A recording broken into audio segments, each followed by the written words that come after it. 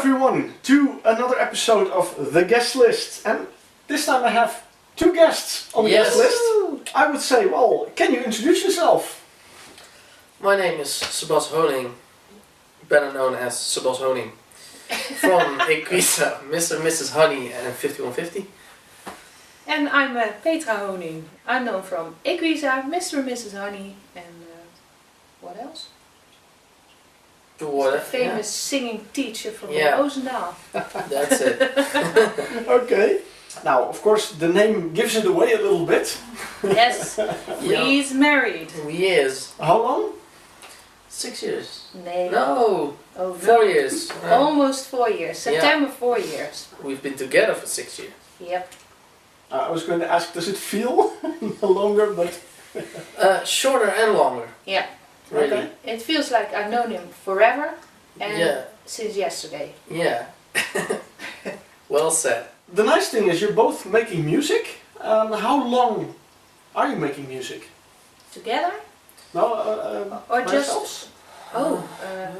Well, since I was about 8 years old, I listened to Jesus Christ Superstar, and I wanted to be Ian Gillan, so I was singing always and listening to voices and trying to imitate everything and try to listen how the techniques were. So, and I was in the youth choir in our village since I was 4. Okay. So I've been singing always and listening to music and getting addicted to music. Mm-hmm. And if my father wanted to put on another record, there would be a fight. Yeah. Okay. My music or no music, because if there's no music I can play it in my head. Yeah. Okay, I see. Yeah, true. Well, I've been... my father was a music lover, and he used to play the records from mainly old 70s rock, a bit of prog. And my mother was a classical singer, non-professional, although she always wanted to be professional. And I got interested in guitars really early on. I already had like a cheap 4-string ukulele from the toy store, and I was jamming along with Sky Radio on my headphones until I got my first real acoustic guitar at the age of 5, and then I took lessons. And as soon as there was a possibility for me to continue that path, during high school, by getting professional, my parents immediately gave me the opportunity to go and study guitar in Rotterdam, and there's never been a way back. Really. Okay. Yeah. The inspirations, I mean, I hear a bit of a classical inspirations. I mean, it's Jesus Christ Superstar, which is more musical, and for you classical, but also a little bit of rock and prog. Yeah. Were that defining inspirations, or did you come across other inspirations that changed maybe your look on music? Well, my look has changed quite drastically, because the first artist I was really into, and brace yourselves, was the Kelly Family. And that was the first time that I was really like, wow. And you can still see it. You can still see it. Yeah. Yeah. And the acoustic guitars that you saw, and the whole thing, that was really like, wow, I want to play guitar. But then my father, he always played he used to play like Pink Floyd, Creedence Clearwater Revival, Status Quo. And then he came along with a videotape with a documentary of Queen, with a guitar player with quite a big sound and his guitar that he made himself, and I was like, oh, I want that. So that really changed a lot. And Status Quo, to me, I remember when he played Down Down for the first time. There's this quiet intro, and then suddenly the band kicks in, and I was like, oh, that's heavy, and I really wanted to go heavy.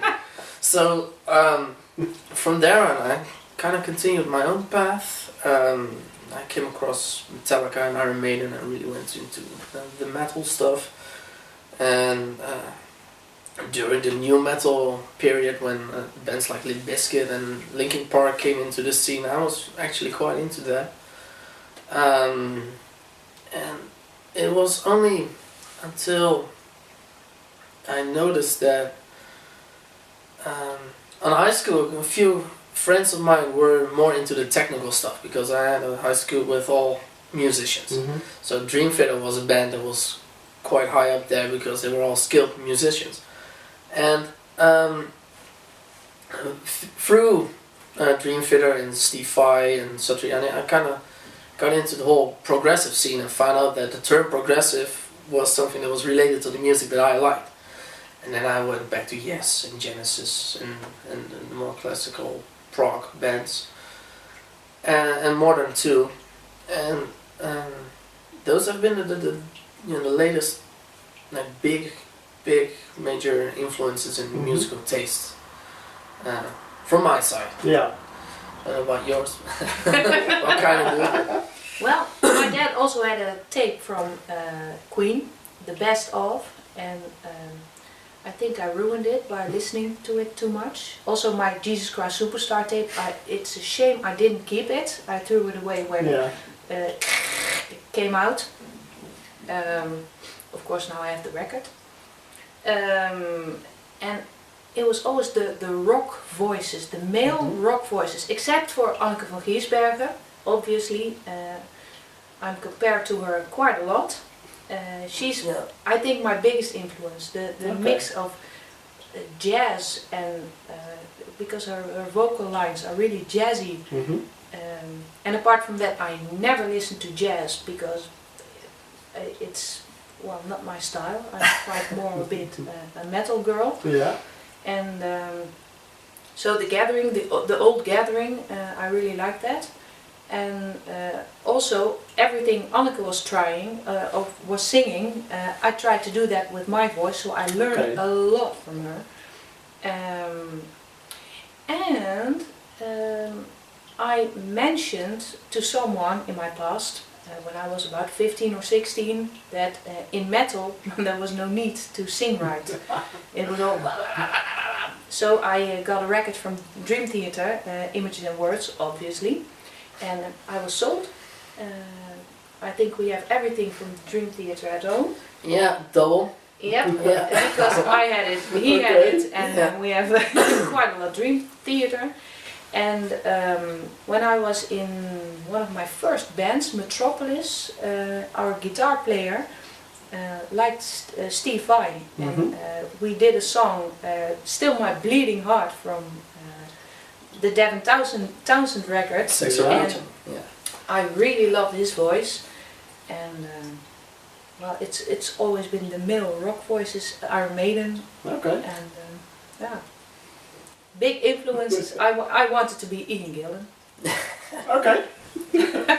Interesting. It's it's better than any of these Disney princesses, of course. Oh, but I love Let It Go. Put a metal riff underneath, and it's really, it could be an Equesa song. Okay. Sorry, Sebas. Not quite, but... Yeah. Okay, interesting. Yeah.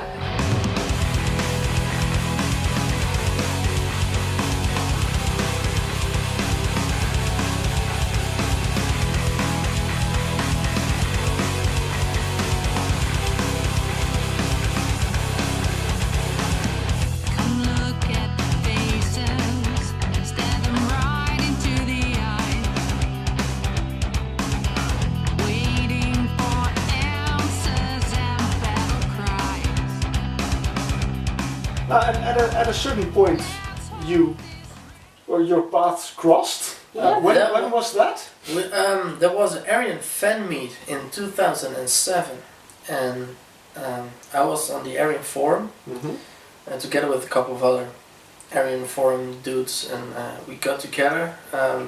It's the first time Aryan saw Marion Wellman, for example, and we did this tribute band. And shortly after that, like the core of the band, the drummer, the keyboard player, and the bass player, and me got together to form our own band, and that became Galanor. And we went auditioning singers. And like right around the time that we were like, well, it's not gonna work out. We had a few auditions, but the ones that were really good, it didn't work out, and the ones that were not so good, there were plenty of. And then she came along.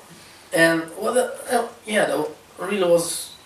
I just saw an ad on the internet, and MySpace was coming up, so I checked the profiles of the musicians on MySpace, and I immediately fell in love with Sebas's guitar playing. And the funny thing was that we played a few songs, and it was all nice and cool. And then I was playing just for fun, somewhere in between some C5 thing. She was like, "Oh, that's C5," and I was like, "Wait, you're female, you're a singer, you know C5." And then later on, she even said that Sex and Religion was her favorite record, which is like the slightly more obscure record by C5. So I was like, "Whoa!" And then she mentioned Dream Theater, and that was yes, and I auditioned with Pull Me Under. Pull Me Under, Yeah. yes, because I had an instrumental version of that from a former band of mine, which was a Dream Theater cover band. And, Yeah. well, What? But you sang at a Dream Theater cover band? yeah, Okay. Images and Dreams. Yeah. Interesting. Yeah, because James LeBrie could sing lower Yeah. than I could, and he could sing higher than I could. So I thought the only way to force myself to be able to do those things is just to sing in the Dream Theater cover band. So I did, Okay. and it actually worked. And, Yeah. I can sing as high as he does. I still cannot sing as low as he does because I miss some balls. Yeah. Yeah, that sucks. Males can sing higher or as high as females, but they can always sing lower, so they have a bigger vocal range, and I'm really jealous of that. Okay. Yeah. Yeah. Yeah. What are you gonna say? Yeah, grow some balls, but I can't. Yeah, that's nature, unfortunately. Yeah. Thank So in God. the next life, I will be Ian Gillan. You will. Okay. Without the body, I hope. Just the voice. Yeah. Yeah, just the yeah, voice. Yeah. Because as a child, I imagined that voice must belong to a person who has divine looks, beautiful long brown hair. Now he did have the long hair, only the divine looks. Not so much. They didn't fit the voice. Okay. Yeah. And that's how we met. Yeah. So we met through Gallinor. Mm-hmm. I think we stayed with Gallinor till 2009. Like halfway 2009, we both quit Gallinor. And at that time we were both like kind of done with bands, and we started doing some stuff, just the two of us, but it never really ended up somewhere until I decided like, well, I just need another band. Yeah. So we started up Snow. Well, he started. I started up Snow. Okay. And we got together a couple of musicians, and at the same time she had been working with Sjors van Olven, who had been in Kingfisher Sky, and they had been making music together for quite a while, and she introduced me to him, and the three of us started working together on a sort of musical journey called Turn GPS, which never really ended up somewhere, and Snow did have a few gigs, but it never really got somewhere, so eventually Snow fell apart, and for my final exam at the Conservatory in Rotterdam, Codarts, I needed a band to play some music, and then Turn GPS became like a full band, and we got Joost from Gallinor back in the band, and then we went on a search for a permanent drummer. From that moment on, we became Equesa. Yeah. And that's when Equesa really started forming. Yeah. And it kind of ended up where we are today. Really. Before I want to move into Equesa, I just picked up on something. I of course read the biographies on the website, and I had a feeling, and now you just mentioned it, Codarts. Yeah. Because that, for some reason, is becoming very known to me. I have heard a lot of other people who went there. For example, the previous guest list guest, Christian Bang, Yes. was he there at the same time as you were?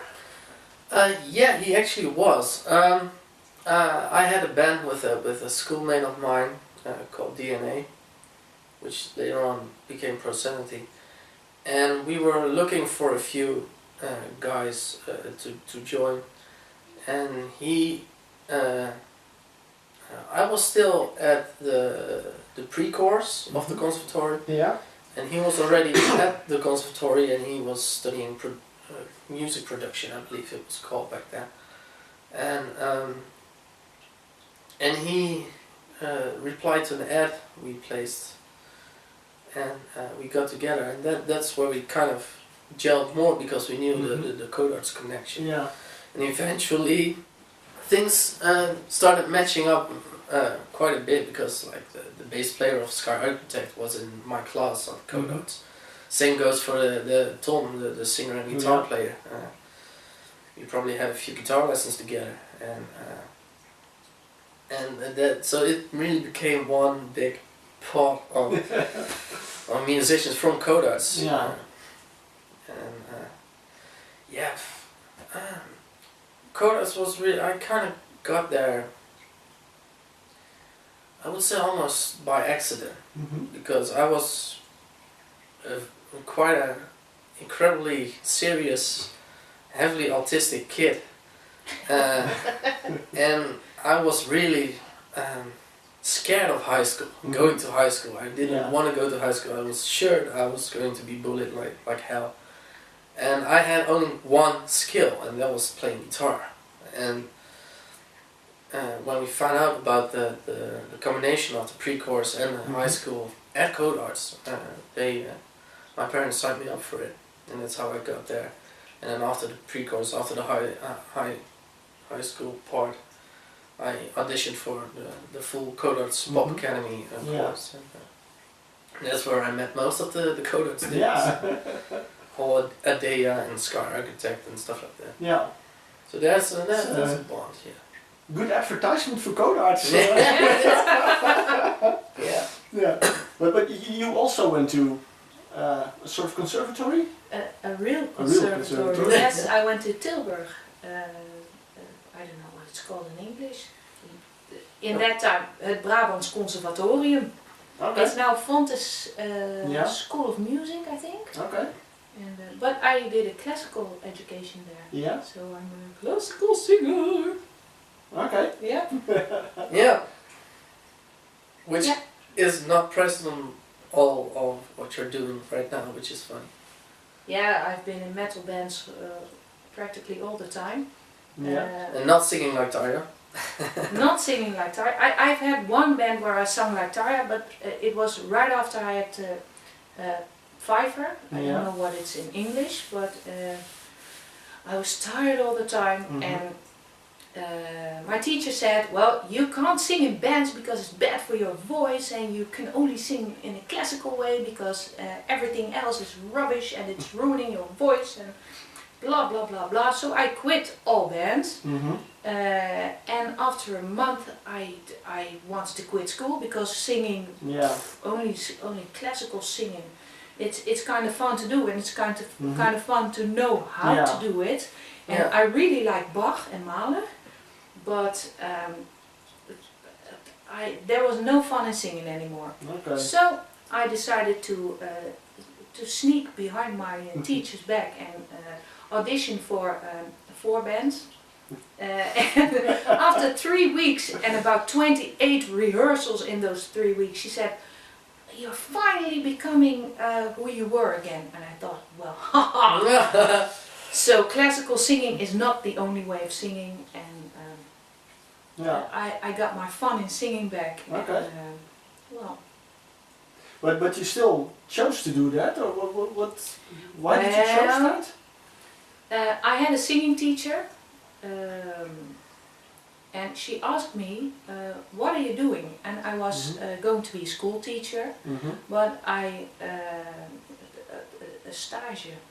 I have no idea what that is in English, but I had a class where I was learning to be a teacher, and it was awful. The school where I was awful, and I had to go there on Mondays, and on Sunday my belly started aching and I had a headache because I had to go on Monday. So she asked me, what are you doing right now? And I said, well, I'm going to become a teacher, but I don't really like my education. And she said, well, come on, you can audition at the Conservatory in about 4 months, so we'll work out a program and you're just gonna audition. Okay, there was no theory I ever had. So in 4 months I was preparing myself for my audition, and I don't know how, but they let me in. Yeah. And I started, and the classical singing wasn't really my thing. I was the only one in the entire school who was just there to become a singing teacher instead of a classical diva. I was the only one who liked heavy metal.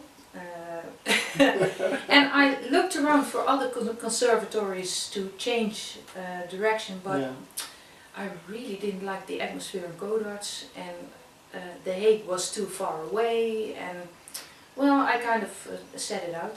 Yeah. So now I am the singing teacher I wanted to be, and still singing heavy metal and no classical music ever. Okay. It's nice to see how things can turn up in the end. Yeah. That in the end you get where you want to go. So that's nice. Well, and now you are in Equesa, as you said, and the one thing I was curious about was the name. Because I just entered it in Google, and basically the only references I got was your music. Yep. So there was not a Wikipedia page explaining what it meant or something. So can you explain how did you come up with the name? It's kind of my fault, because at the time I had a really gorgeous, beautiful horse named Pernil. So we wanted to use her for artwork. She was really a beautiful, very dark brown horse, and beautiful. Would have made perfect artwork. Only Pernil is a really silly band name. So we were searching for something horsey. Yeah. Okay. And George came up with the name Equesa. And as you said, Equesa is really nothing. So now we are. Okay. Yeah, because equi was Latin for horse, and just adding like the Equesa, it just okay.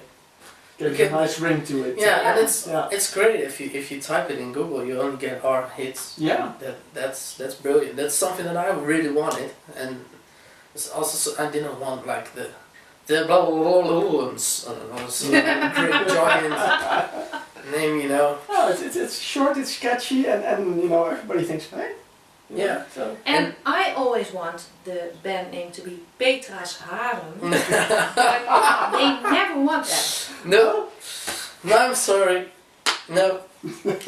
But I was going to say something cool. But just oh no, the blonde hair takes over. No.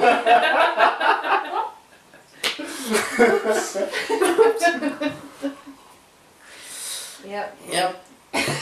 But maybe it'll come back.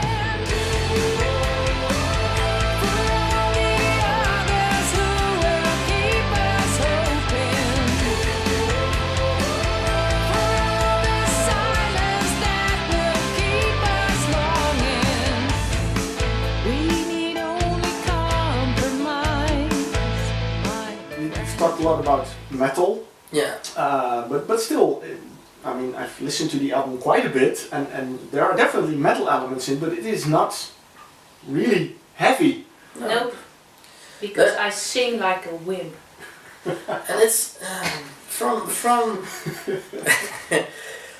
it's been kind of my mission not to do that.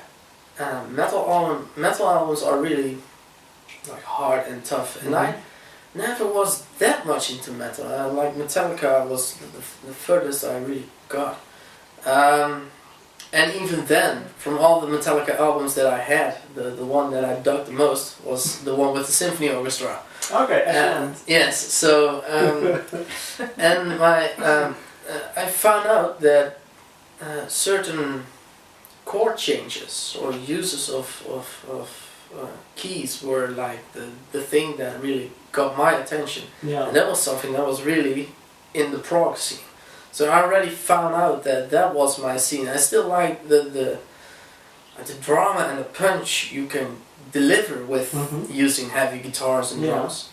So I still like the metal format, but my mission was to make all that we do beautiful. Yeah. No matter how loud it will get, it must remain beautiful.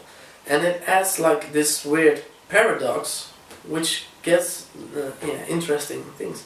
And I would say that the ballads are probably my favorites on the album.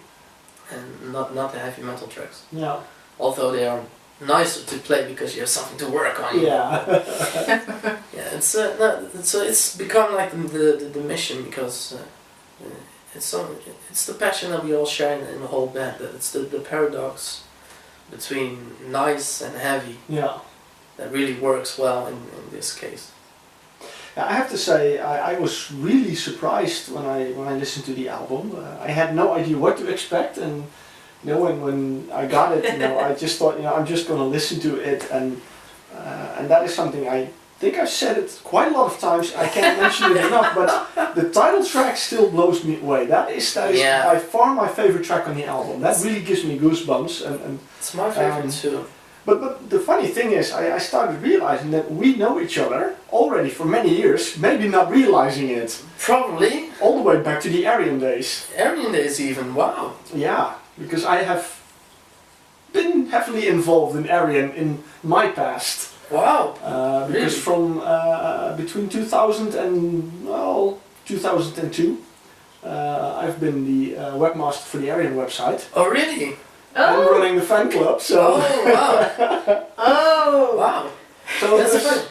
I got in contact with Aryan around 2005, I believe, after the Human Equation. Yeah. And a friend of mine was playing the album, and I heard this jam of voices, and I was like, wow, this sounds great. And I just couldn't come up with the name. Like, it sounded like someone I didn't know who it was.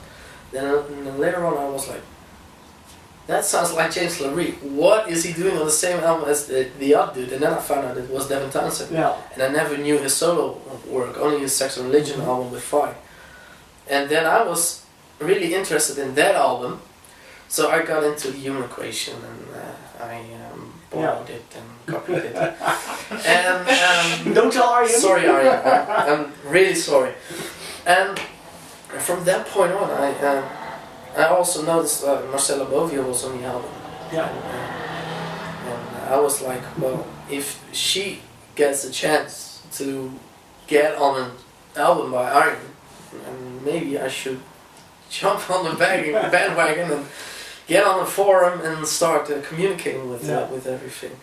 And I ended up in the mailing list and on the forum, and I met Joost, who also ended up in Gelner, and Equesa from the mailing list, and I've known like the other Gelner members from the forum. Yeah. And that's where the area notes came. Yeah, I remember that. Yeah, definitely. And there were two instances of fan meets. Like there was one in 2007. That was the first one, and the second fan meet. I don't know if you've been there. I missed those fan meets, unfortunately. Okay, now the second fan meet, there was another area notes, but this time Gellenor was already formed. So we performed as Gellenor, and we did a Gellenor set, and then we did the second set as the area notes with all the cover material. And that was your first area fan meet, I believe. Yep. Yeah. I got to sign autographs for people who had never heard me or anything. I was instantly famous. Yeah. Yeah, that is cool. Yeah. Definitely. I've of course. I mean, ever since I ended my work for Aryan, I always kept close to it and tried to be involved in some way with it. So mailing list and the forum and everything. So. Yeah. And then I remember your name. I mean, you also mentioned Nuclear Sushi. That is something I also heard about that you were a part of it. I have never heard the music, so I didn't know what it was, but I knew it was a band with you in it. Okay. And I also remember, and I'm trying to think when it was, and I think I still have them. You once sent me some of your songs to listen to. Might have. But that's also quite a few years ago. I Really? have to check my computer. Spammer. Wow. I think I still have them, so... Wow, that's scary. That's why I was really, thought it was really great that I got a chance to do a review of your album and finally, hear some of your music, at least, on album. I mean, yeah. I don't know if those songs that you once sent me ever came on an album or something. I don't know, but I don't think so. I've done an album in that sense in 2007. Which was something, no, it came out in 2008, as in it came out as I made like a big RAR file and sent it to a few people. And that was a big deal. That was a big deal back then. And I had already been working on that album from 2006 when I was 16, around that time. And I did it with Joost Maglev, and it was an instrumental Satriani C5 kind of album. And I did that. I was kind of proud of it because it felt like the first album. But then what we did with Gavin was so much more professional sounding. Yeah. I was really, really into that as soon as that happened. And it could be that there might have been some of those Secret Weapon tracks. The first instrumental things. Wow. Yeah. The good old days. The good old days. Stuck in Joost's attic. Yeah. Yeah. Wow. So that's funny how things can go. Yeah. Yeah. Yeah. One day you end up on the couch together, and it turns out you have a sort of a history already. Yeah, that's funny. Yeah, which is nice. Yeah. Yeah. So that's another reason why I'm happy that you are here now. Another thing that I noticed that you've been very busy with, and that also has to do with a very well-known, from origin, Dutch guitar player, is of course Mr. Eddie Van Halen. Eddie Van Halen, yes. A buddy of mine, Conrad Hultemans, had the idea of starting up a Van Halen tribute band. There are not that many Van Halen tribute bands, and there are none as good as 5150. no, No way. because we've got Stan from Heloise. Yeah. And they, I wasn't in it from the start, and he had another mate, a guitar player, and they both were into Van Halen, and they were like, well, let's start a cover band. And they did that as a single show, just for fun, and that was so great that it would have been a shame if they wouldn't have continued it. Yeah. And I was there, and I really loved it, and I was, I already knew Conrad's playing, and that was all great, but the band was great, and Stan was, there are no other male Dutch singers. Ian Gillan. He is His Ian voice Gillan. is Ian Gillan's. I'm really jealous of Stan. Yeah, he's also in the Deep Purple tribute. now. Yeah. So I was really I had already been going to Conrad like, oh, if you guys ever need a replacement, I'm here, And they had a gig where the other guitar playing come around, and I stepped in, and it clicked so well, and it was all great, and we had such a great time. And eventually the other guitar player said, well, I can't make it because he had other bands and it was too busy for him, so I joined in as a full-time member.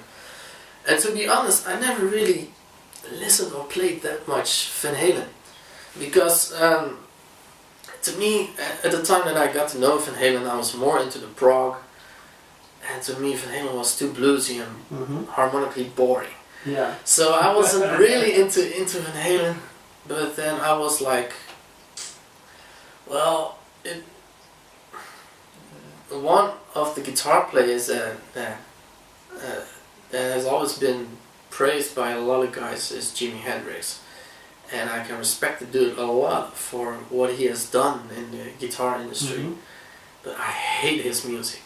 I really detest Jimi Hendrix. And that was like the guys that I grew up with, like Steve Vai and Satriani and John Petrucci.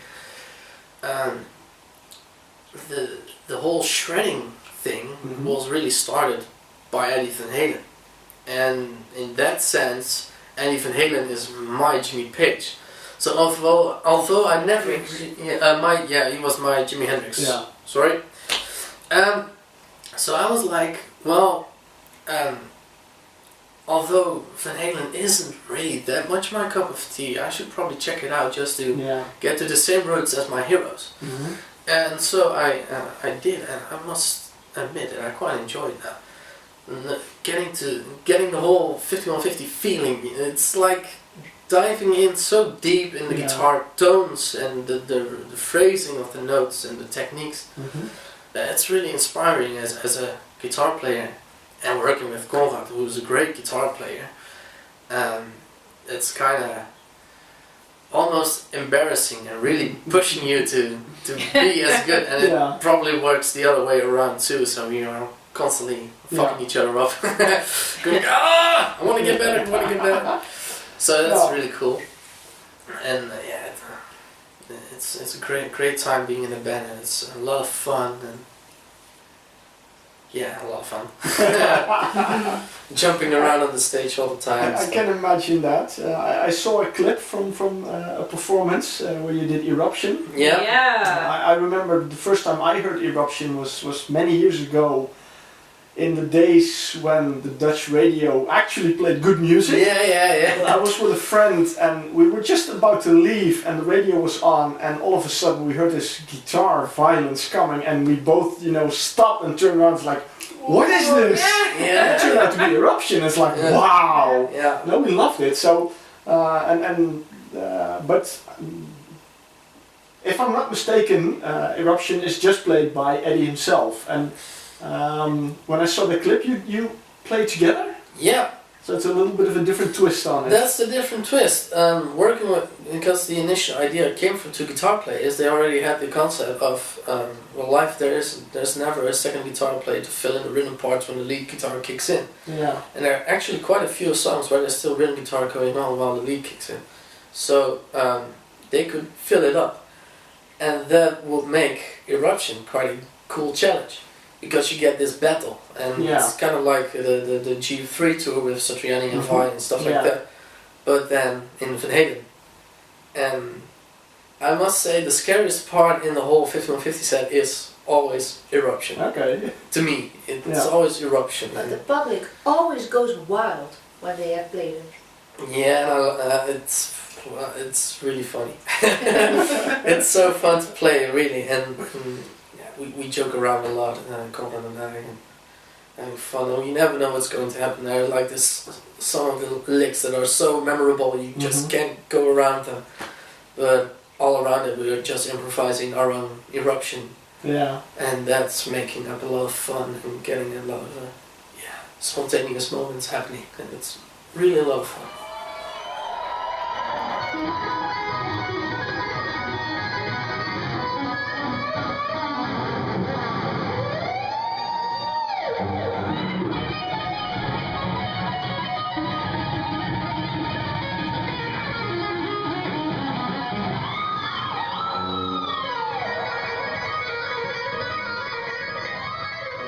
Mr. and Mrs. Honing.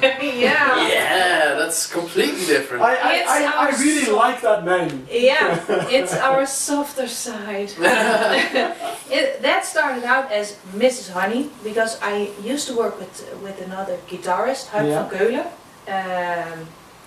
He decided to go on with another singer, and I thought, well, I play the piano quite a bit as I'm a singing teacher, and people need accompaniment, so I usually practice the piano about 4 days a week, 5 hours a day. Okay.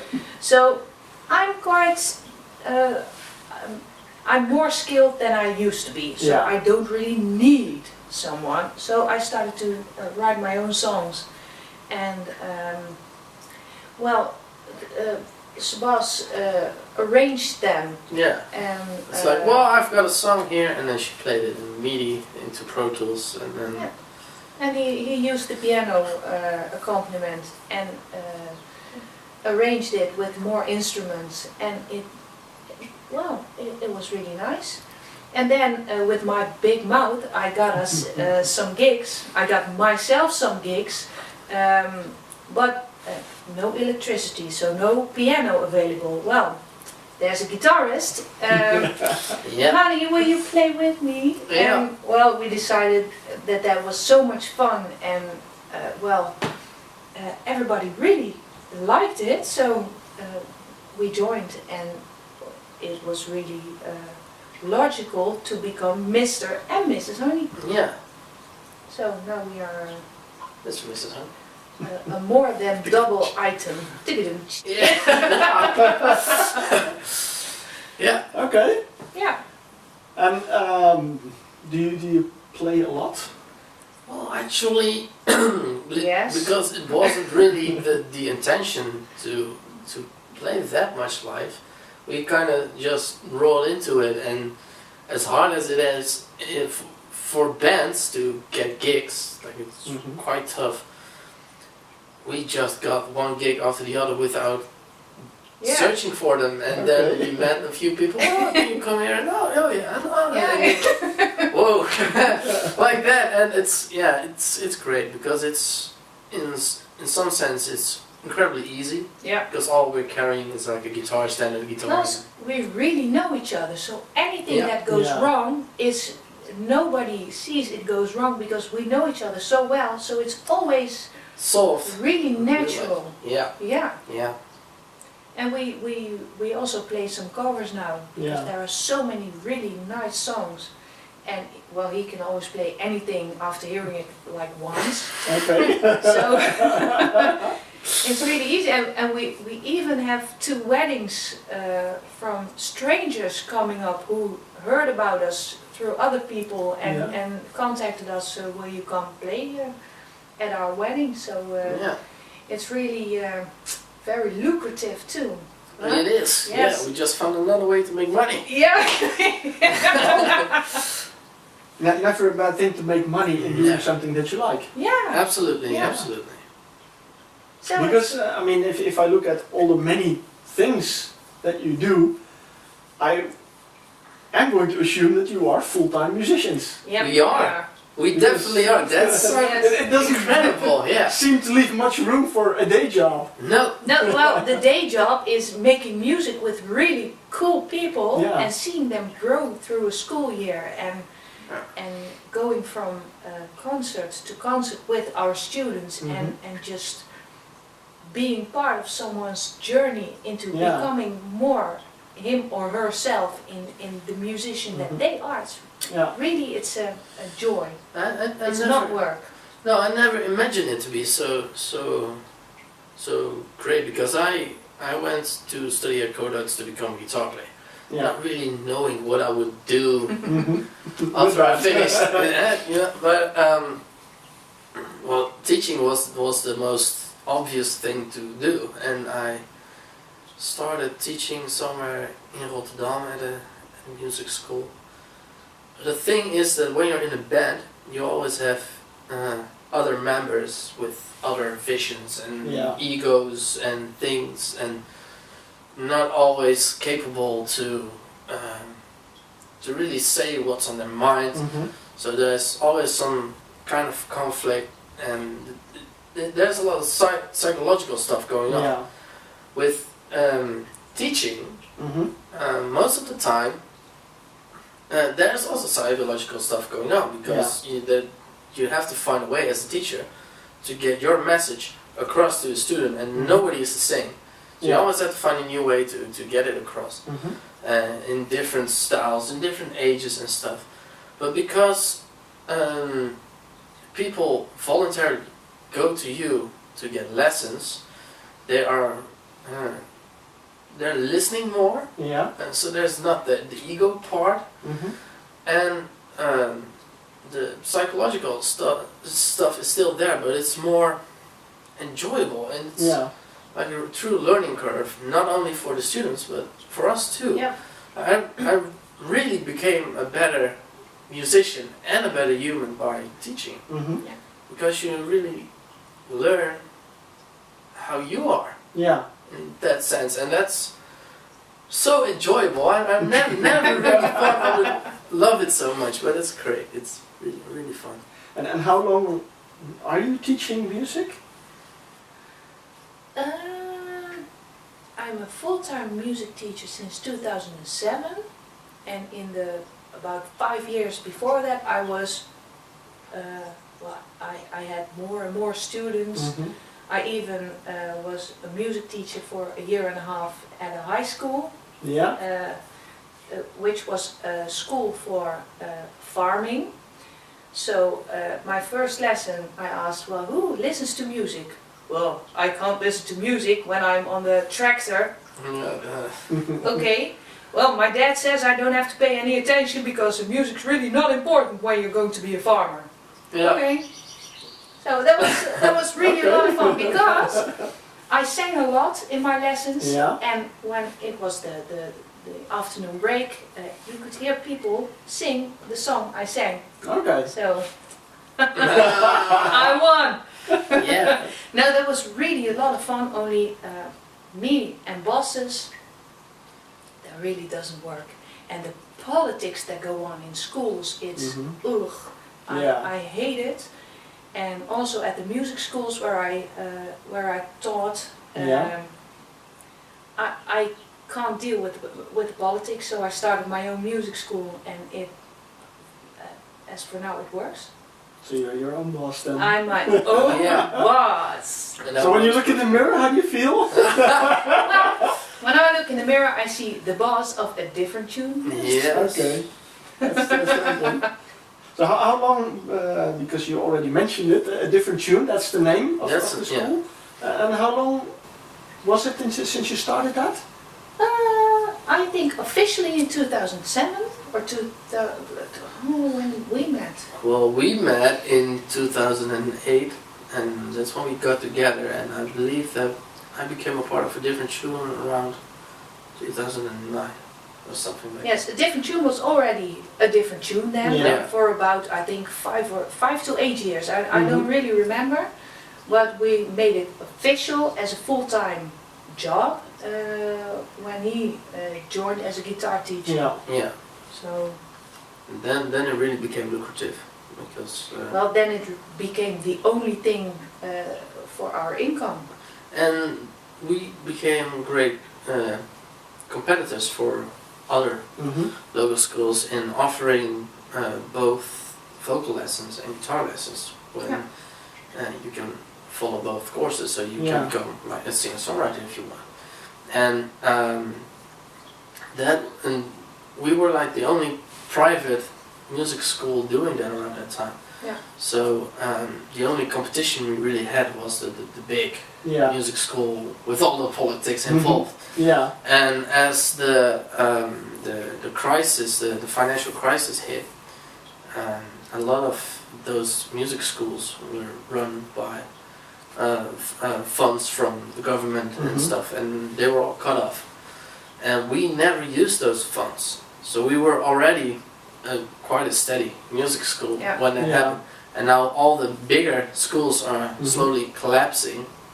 We're still standing strong, and we already have a good reputation, and that makes us even bigger and bigger and better and bigger and better and more experienced and better and bigger and so that's it's purely accidental that it's grown this big. Actually. It's not accidental. We are extremely good teachers. Yeah, also. we are. Of course you are. Would anyone doubt that? I don't think so. No, I don't well, think so. our students don't. No. That's for sure. They're quite well sticky. Yeah. Once they're in, they hardly never go going out. Yes. But you know, you're married. Yeah. You are in Equesa together. You have Mr. and Mrs. Honey together. You have a school together. You see each other quite a lot. The only Yes, times and it's still nice. Yeah, how does it happen? One of my guitar teachers at Codarts, he's also the guitar player. Or he had a girlfriend. Sing it. and he had a girlfriend. And he told me that she wanted him to be part of her band, and he said no, because he didn't want to be dragged along in all this stuff together. Yeah. And I could kind of understand that, and already I believe we were already married by then, and having all this stuff together, Yeah. so I was kind of scared of what he said, and I was like, still, I still think about it, and either he doesn't have a good relationship, or That is also possible. that's a good, but anyway, in my case, I love it. Yeah. I really love it, and Yeah. and I love her, and the fact that we know each other so much gives it an extra dimension to everything, and makes it so much easier to Yeah. talk and communicate about all that. And we have a certain incredible amount of honesty towards each other that it's almost making it harder to communicate with other people. You know, so it's only great to be Yeah. able to do everything together. Yeah. And of course, there's still room for both of us to be who we want to be, but most of the time, when we both have like a few hours off, and we're like, well, there's nothing planned.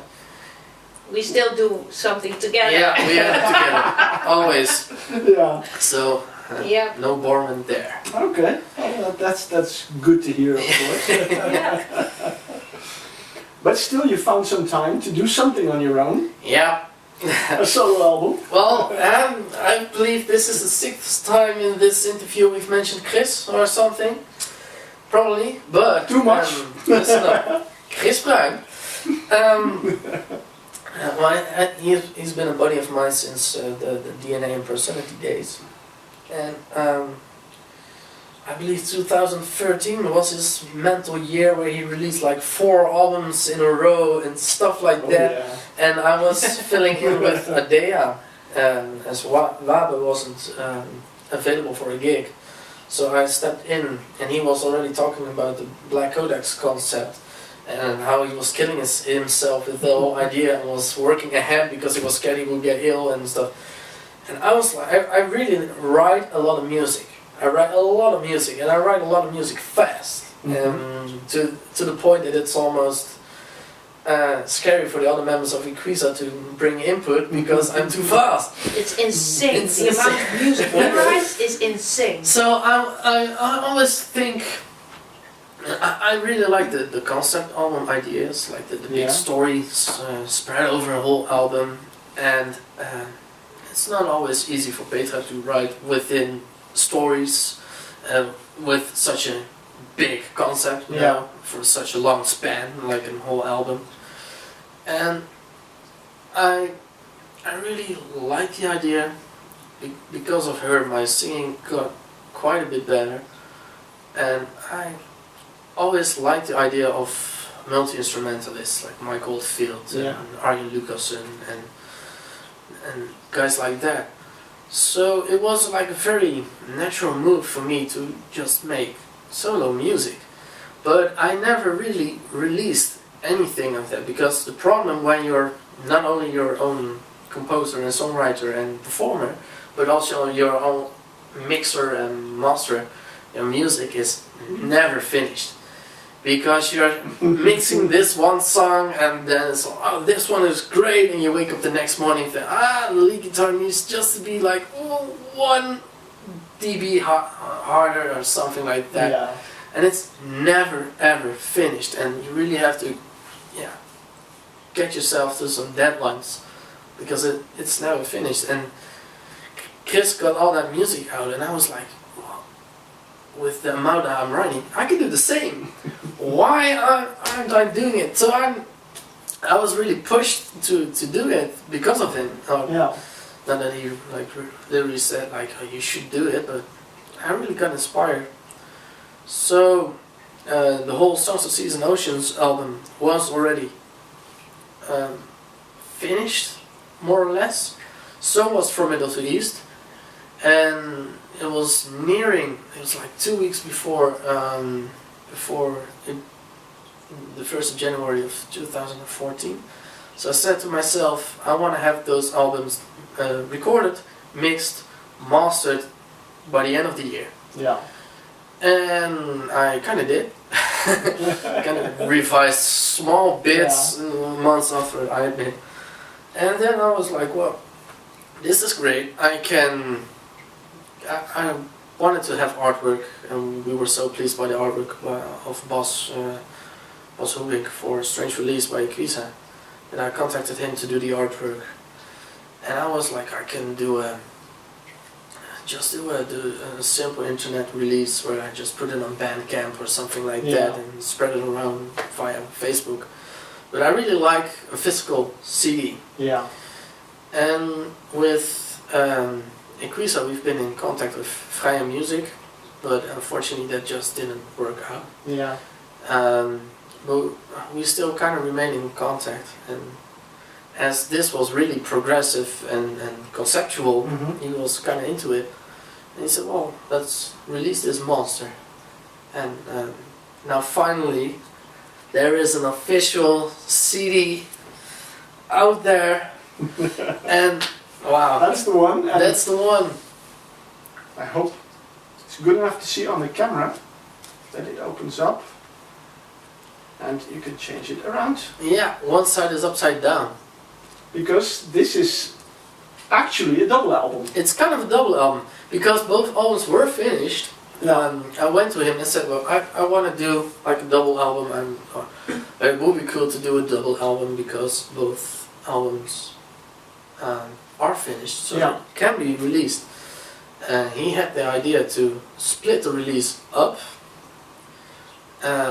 with a couple of months, but he still wanted to do it as a double release, and I had the idea not to have a backside, because both albums are really their own story. Yeah. So it's now done in that way. Hey, got it done. That this is the Songs, Seas and Oceans album, and this becomes From Middle to East, because they're both the cover stories. There is no side B or anything. So I wanted to flip it over like that, and so the inside is all backwards and stuff. So it's really funny. But up until this day, it only comes with the booklet and the CD of Songs, Seas and Oceans. Yeah. And then September the 1st, we're releasing the second CD and booklet in a separate sleeve, and then you can put it in this. You can already order the double album as is, but it will only be sent around the 1st of September. Yeah. Okay. So that's it's wild. And I mean, the both covers have a different look. I mean, the Songs of Seas and Oceans is a bit lighter, and this is a bit darker. Yeah. Does that also reflect in the music? Somewhat. It's even, I would say, plainer than that. Okay. The front side of Songs of Seas and Oceans is watery. Yeah. And that's because it's all about water. Okay. And from middle to east, from middle to east is kind of oriental. Okay. Because it's oriental. So that's the thing. It doesn't have to be difficult or complicated, it doesn't have to be. So it's they don't have anything in common musically, apart from the fact that it's all been done entirely by myself, and because I wrote it and produced it and recorded it, it probably sounds kind of alike, of course. But Songs of Seas and Oceans has the concept of being all in the key of C, where it's minor or major, it's all in C, to keep it continuously, and yet try to find ways to keep it interesting, because the whole album in C can be a bit boring when not done right. And it's all about water in theme and also in sound. Okay. And the other half, From Middle to East, is it sounds oriental with oriental instruments and stuff like that, and oriental keys and time signatures and stuff like that. Yeah. To give it a totally different flavor. So it's two separate stories. So it would have been a backside if they were more the same, but it's so different that they both deserve their own cover, Okay. so to speak. And it's fun to flip it over. It's fun to flip it over, eh? You get a lot of reactions like, whoa, what happened at the factory? So that's really cool.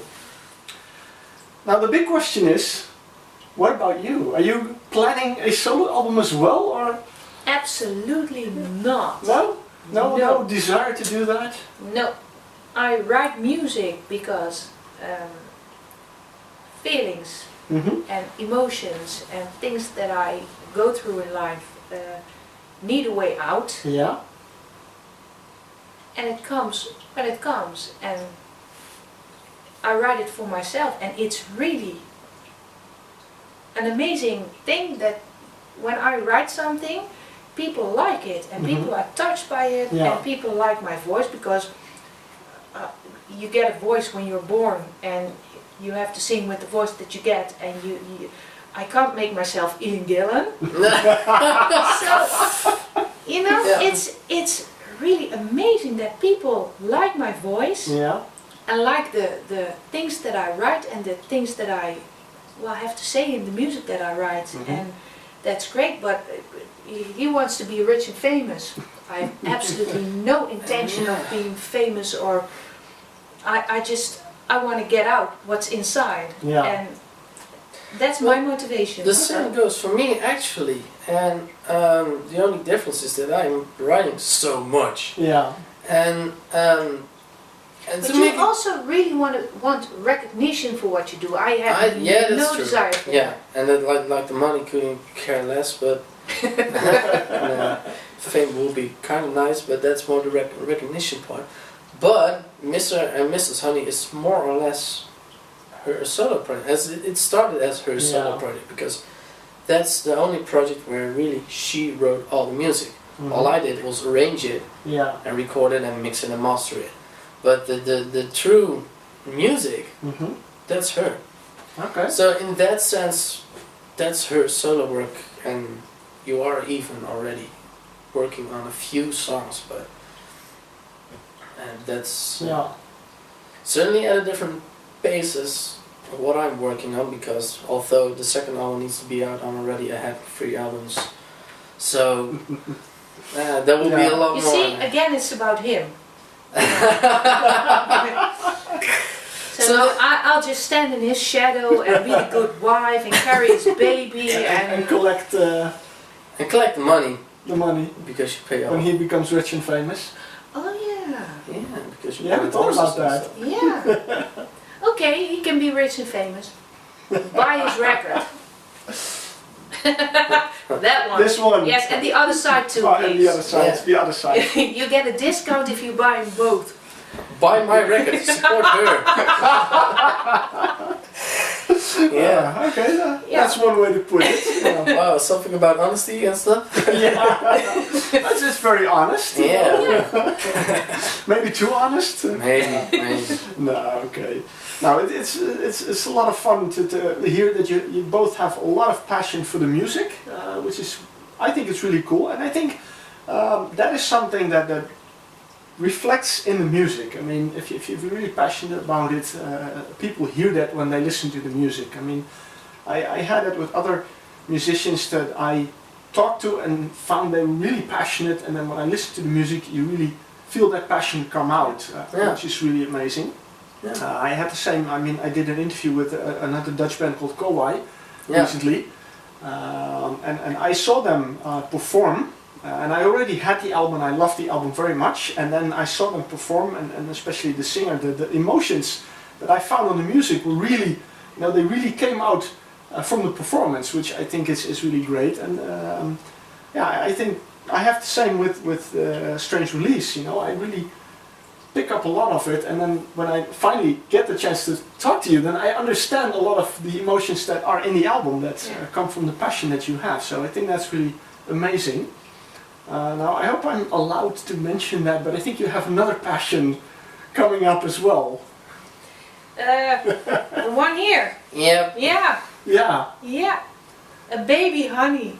yeah, Yeah, there's a little girl coming, and well, well, first of all, congratulations, of Thank you course. very much. Yeah, which is, Yeah. I mean, it's quite something. So maybe in time it will be Mr. and Mrs. and Junior, honey? Yeah. Something like that. Yeah, people are already joking about that. Yeah, well, there were people joking that there must be a guitar inside also. Yeah. Okay. And well, I also hope she really likes horses because I recently bought a very little pony. So I hope she likes that too. So horses and music. Good combination. Yeah. Well, I Yeah. think that's gonna work out.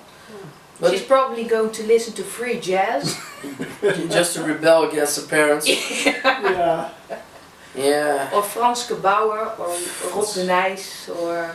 Well, Frans Bauer sang a Rammstein song. He So did. Yeah. He's not all bad. That's true. That's Do really you hear true. that? Yeah. Yeah. But I understood you build guitars as well, so you could build, a small guitar, I think. Yeah, it seems I can also build babies, so it's yeah. A man of many talents. I mean, well, yeah, it will be cool to build a tiny instrument or something, but it's definitely gonna be someone who's gonna be creative. That's for sure, because we're both creative in many ways and forms. Yeah. And Yeah, creation. she must have something of us. Yeah, probably. Probably. So yeah, it's something I'm really looking forward to. I just can't imagine yet how my life will change because I never had kids before, and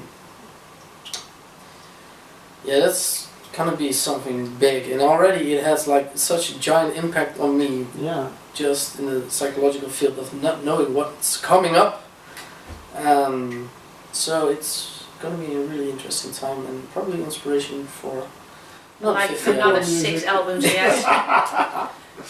Yeah. I hear there's a lot of music underway as well in the future.